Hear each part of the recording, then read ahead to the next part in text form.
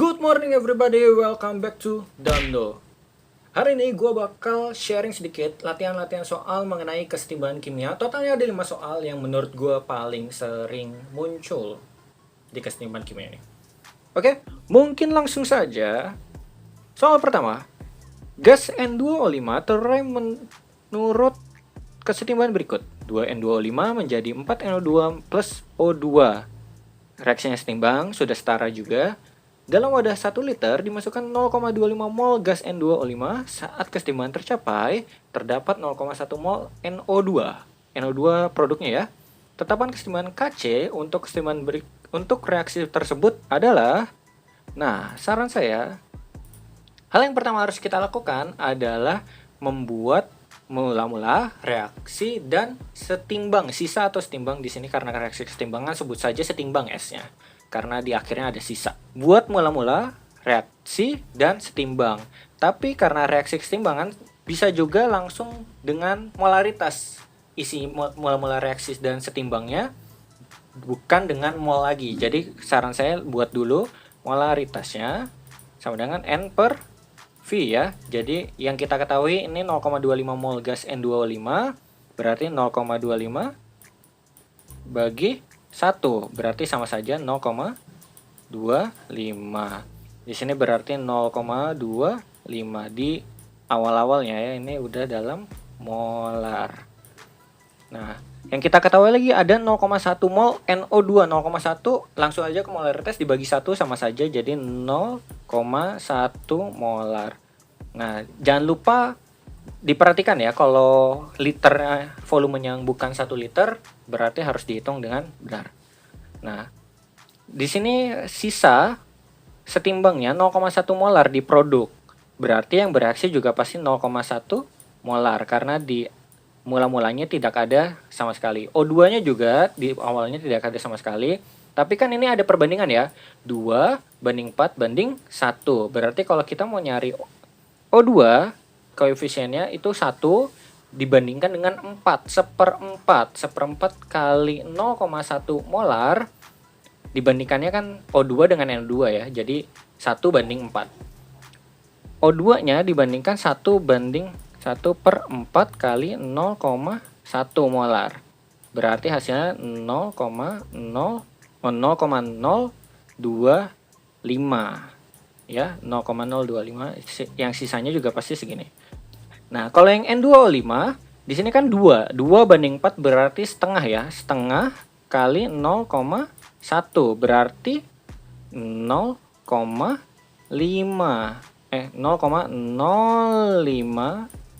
molar. Gitu ya. Ini kan 0,05 itu setengahnya dari 0,1. Nah, hasilnya berarti 0,25 kurang 0,05 berarti 0,2 molar. Nah, yang ini kita akan pakai untuk rumus Kc. Rumus Kc apa? Kc sama dengan molaritas dari produk dipangkatkan koefisiennya dibagi molaritas dari reaktan dipangkatkan dengan koefisiennya masing-masing. Oke, langsung kita penyelesaian. Nah, ini kan udah tahu ya. Nah, ini harusnya Yang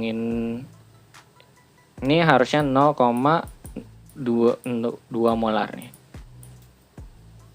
Nah, kita sudah masukkan semua. Rumusnya ini ya. NO2 pangkat 4 karena koefisiennya 4 dikalikan konsentrasi dari O2 pangkatnya 1 ya. Dan molaritas dari N2O5 pangkatnya 2 kelihatan ya, koefisiennya 2 soalnya. Nah, sudah kita hitung 0,1 kita dapat dari yang sini kan, 0,1 pangkat 4 0, nah yang O2 dapatnya dari sini 0,025. Di yang ini, yang N2O5 dapat 0,2. Nah, hasilnya nanti akan 0,0000625 atau diperkecil 6,25 kali 10 pangkat min 5 ya. Pangkat min 5. 1, 2, 3, 4, 5. Oke, ya hasilnya 6,25 kali 10 pangkat min 5. Itu baru nomor pertama. Nomor kedua langsung saja kita di sini. Dalam ruang 1 liter terdapat 1 mol gas HI yang terorek menurut reaksi 2HI menjadi H2 plus I2. Harga KC pada saat itu adalah 4. Oh, ini yang diketahui KC-nya nih, bukan mol masing-masing. Yang ditanyain malah jumlah gas H2. Molnya nih, yang ditanyain molnya. Molnya H2 yang ada pada saat setimbang. Yang kita sudah tahu baru 1 mol gas HI pada 1 liter. Berarti mol bagi volume 1 molar. Jadi HI di sini awal mulanya 1 molar. 1 molar. Nah, kita kan mau tahu gas H2. Kita boleh ini ya, boleh umpamakan pakai X. Umpamakan X molar. Nah, yang bereaksi juga pasti X molar ya. Nah, X molar. I2-nya juga akan X molar. Aduh, jelek banget itu. Yang sisanya juga akan X molar. Karena ini koefisiennya H2 dan I2 sama ya, 1. Jadi yang bereaksi sama setimbangnya akan sama. Tapi 2HI koefisiennya 2. Berarti kita bandingkannya 2HI dengan H2. Berarti 2 banding 1. 2 banding 1 berarti 2X. Dikalikan 2 kan? Kan 2 banding 1 dikalikan X. Berarti 2X. 2X molar. Nah, dikurangi 1 kurang 2X. Kita kan belum tahu nih 2X-nya berapa. Berarti dalam kurung saja 2X molar. Gitu. Kita udah tahu nih dalam keadaan setimbang seperti ini. Oke? Sudah bisa dimengerti? Lanjut. Karena ini ada perumpamaan, mungkin teman-teman perlu ada waktu lebih untuk itunya, videonya bisa di pause untuk mengerti lagi. Lanjut, kita sudah tahu ya, ini dalam keadaan setimbang 2HI itu sisanya itu 1 kurang 2X molar, sedangkan H2 itu X molar. Yang kita mau cari itu H2-nya ya, jadi kita perlu tahu angka dari X. Nah, kita pakai rumus KC lagi, sama saja produk pangkatkan dengan koefisiennya, sama-sama 1 koefisiennya, dan reaktannya HI ada 2, berarti koefisiennya itu 2, berarti pangkatkan 2. Nah, kita pakai yang dalam keadaan setimbang, berarti di sini X sama X sama X ya, X dikalikan X sama-sama pangkat 1, berarti nanti jadinya X pangkat 2 dibagi. Nah, ini saya mau biarkan dulu saja, soalnya kita udah tahu juga kan, yang kita sudah tahu juga itu nilai dari KC-nya ya. Nilai KC-nya itu 4. 4 itu berapa? 4 itu sama dengan 2 pangkat 2. Berarti saya bisa tulis di sini 2 pangkat 2 sama dengan X pangkat 2 bagi 1 kurang 2X pangkat 2. Pangkat 2. Pangkat 2-nya bisa dicoret semua kalau kita hilangkan, diakarkan semua, berarti hasilnya 2-nya hilang nih. Nah, habis itu kita bisa 1 min 2X-nya kita pindah ruas ke sini, berarti dikalikan ya. Dikalikan berarti di sini dapat 2 kurang 4X ya. 2 kali 1 sama 2 kali min 2X, berarti min 4X. Sama dengan X. Kita pindah ruas X-nya ke sini, berarti 2 sama dengan minus 4 dipindah ruas, berarti plus 4. X plus 4X berarti 5X.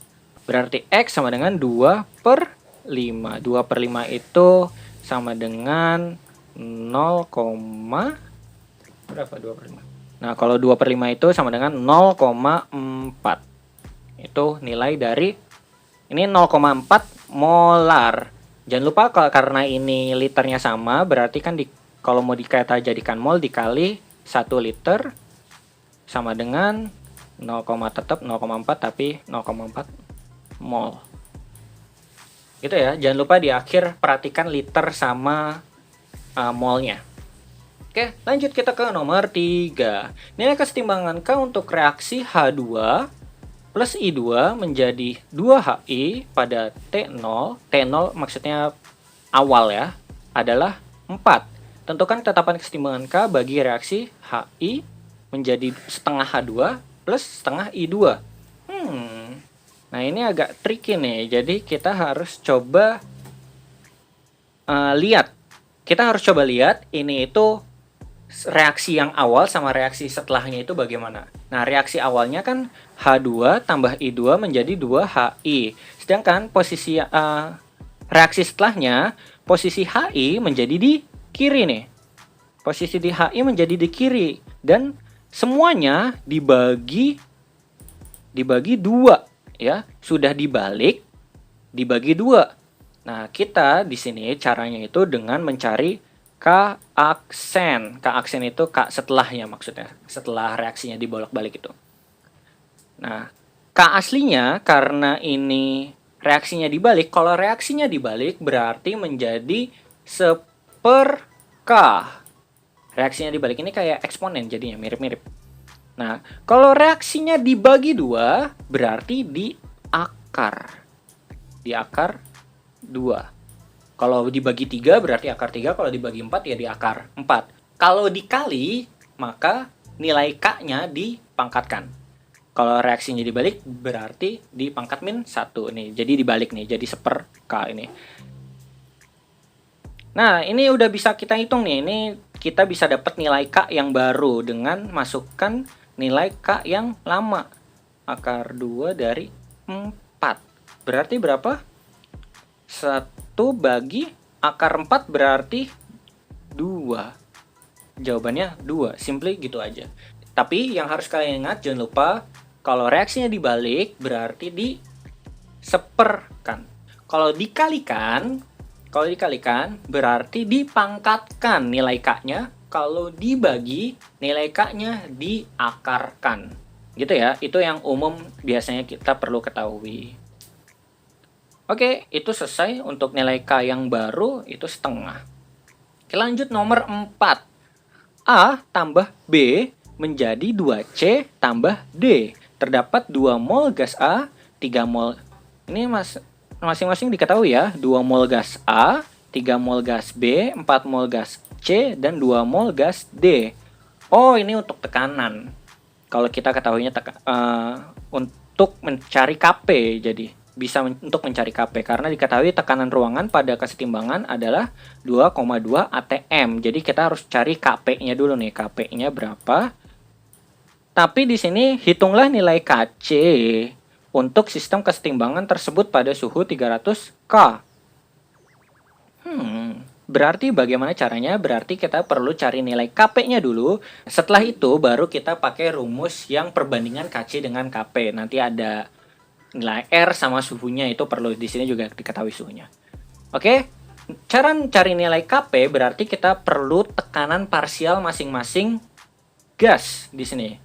Jangan lupa untuk tekanan hanya bisa gas ya. Untuk nilai Kp hanya bisa gas. Kalau yang Kc kan bisa pakai larutan.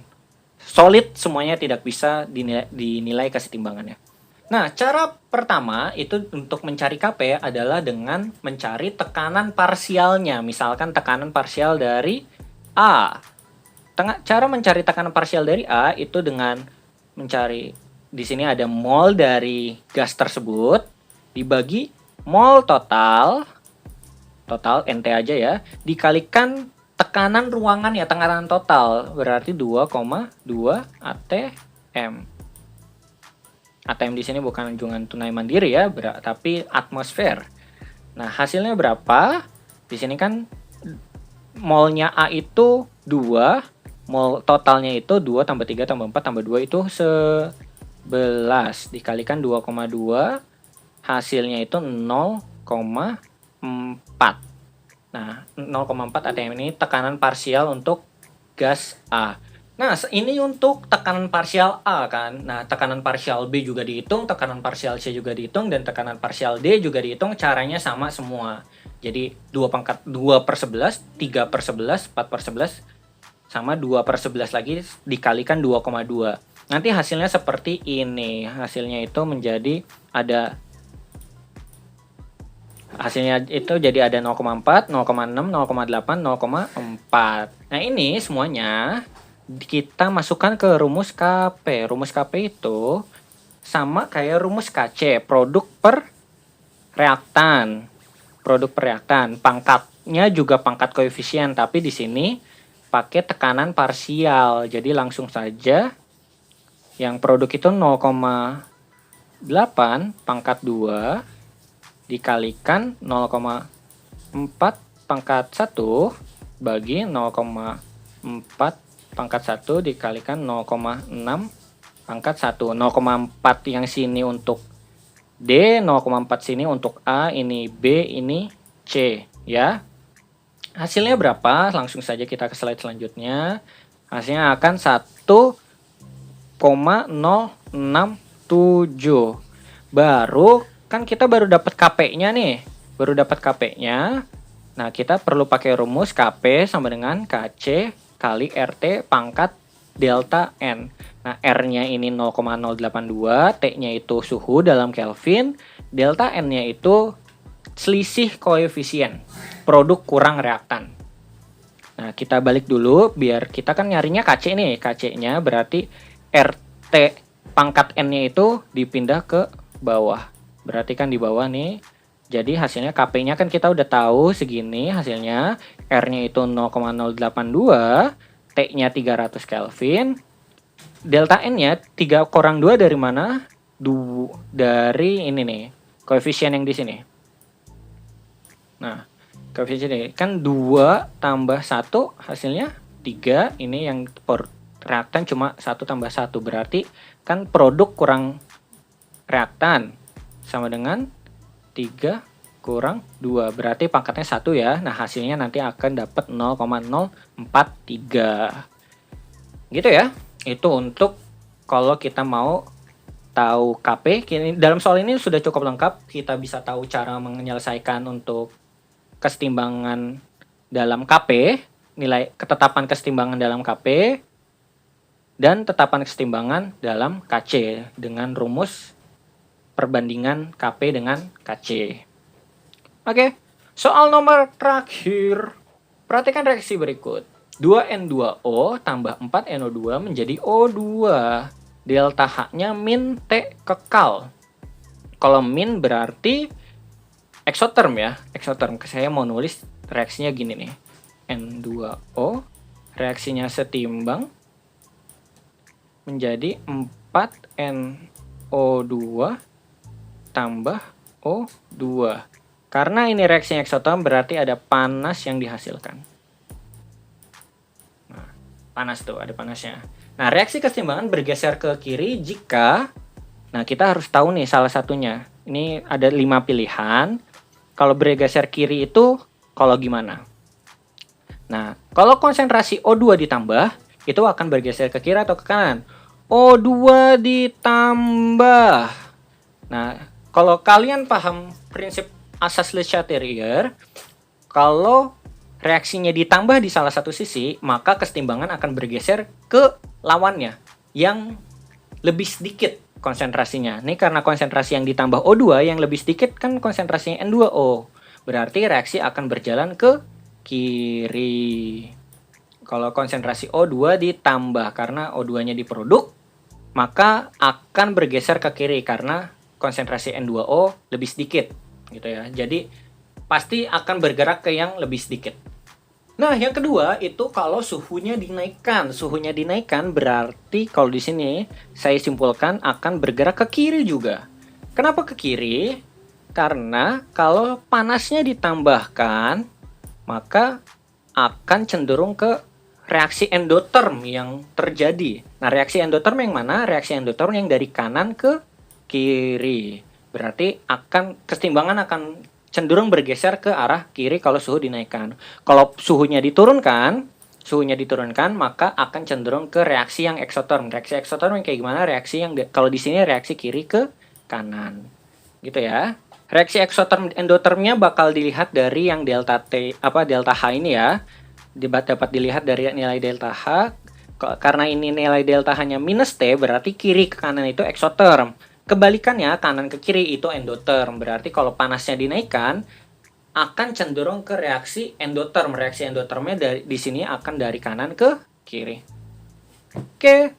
Nah, yang ketiga, ini tekanannya diperkecil. Kalau tekanan diperkecil berarti akan menuju ke arah koefisien yang lebih banyak. Jumlah koefisiennya lebih banyak. Nah, di sini bisa kita lihat jumlah yang koefisien di reaktan itu 2, jumlah koefisien yang produk ada 4 tambah 1, berarti 5. Nah, berarti kalau tekanan diperkecil akan bergerak ke arah kanan. Gitu ya. Tekanan diperkecil akan bergerak ke arah kanan, yang jumlah koefisiennya lebih banyak. Kalau tekanan diperkecil, kalau tekanan diperbesar akan berjalan ke yang nilai koefisiennya lebih kecil. Keempat, konsentrasi NO2 dikurangi. Konsentrasi, saya tulis lagi aja ya. N2O menjadi 4NO2 NO2 tambah O2. Nah, gini ya, kalau ini NO2 berarti di produk. Kalau produknya dikurangi, berarti kan produk lebih sedikit jumlahnya. Kalau produk lebih sedikit jumlahnya, berarti akan berjalan ke arah yang jumlah konsentrasinya lebih sedikit. Berarti di sini dari kiri ke kanan gitu ya, bisa disimpulkan kalau konsentrasi NO2 dikurangi, akan berjalan ke arah kanan karena jumlah NO2-nya lebih sedikit, maka yang lebih banyak akan ngasih ke yang lebih sedikit, yang cenderung ke arah yang lebih sedikit ya, seperti yang sudah saya tadi bilang. Gitu. Kalau volume diperbesar, ini sama saja dengan tekanan diperkecil. Kalau tekanan diperkecil, maka volume diperbesar. Kalau tekanan diperbesar, volume diperkecil. Berarti ini akan sama saja ke arah kanan, sama kayak yang nomor C. Oke, itu sekian 5 soal. Di sini saya ada satu soal tambahan. Nah, ini soalnya. Dekomposisi NaCl dalam wadah tertutup 1 liter berlangsung sebagai berikut. 2 NaCl menjadi 2 NO plus Cl2. Pada temperatur tertentu, konsentrasi gas pada kesetimbangan masing-masing adalah 2 molar. Apa yang terjadi kepada kesetimbangan tersebut jika ke dalam wadah ditambahkan 1 mol NaCl dan 1 mol NO? Yang B, ke dalam wadah ditambahkan 2 mol NaCl dan 1 mol NO. Saya kasih clue-nya adalah bandingkan nilai Kc dengan Qc. Nilai Kc itu yang awal, nilai Qc saat sudah ditambahkan. Kalau dia sama dengan, akan bagaimana? Kalau dia lebih atau dia kurang, akan bagaimana? Bisa komen-komen di bawah jawabannya. Oke, mungkin sekian saja untuk hari ini latihan soal kesetimbangan kimia. Kalau kalian menemukan manfaat dari konten ini, mohon di like, share, dan subscribe. Kalau kalian ada kritik dan saran, bisa disampaikan di kolom komentar atau bisa hubungi saya di Instagram @f_alonso14 atau bisa lewat email saya prfajar@gmail.com. Oke, mungkin sekian dari saya. Dadah, terima kasih. Dando out. Dadah, bye.